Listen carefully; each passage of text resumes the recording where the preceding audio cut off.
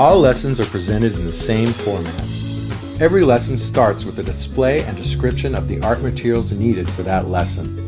Each lesson is then taught and often includes a complete demonstration of a skill or technique. After the lesson has been presented with demonstrations, art prints, and on-location shots, you will observe students working through and completing the goals of the lessons as they create their own artwork.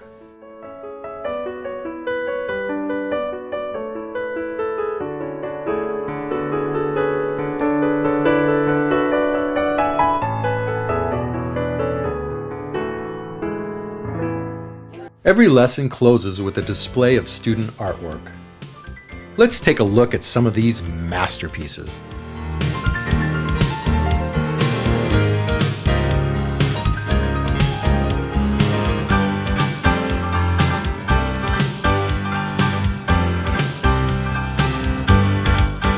Hands-on studio art activity teaches children to access the right side of the brain where all visualization, imagination, creative thinking, and concept formation take place.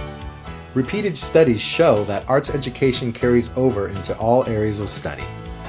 Don't miss this opportunity to discover how Arts Attack can enrich the lives of your students and help them to reach their full potential. You ready? Okay, let's go.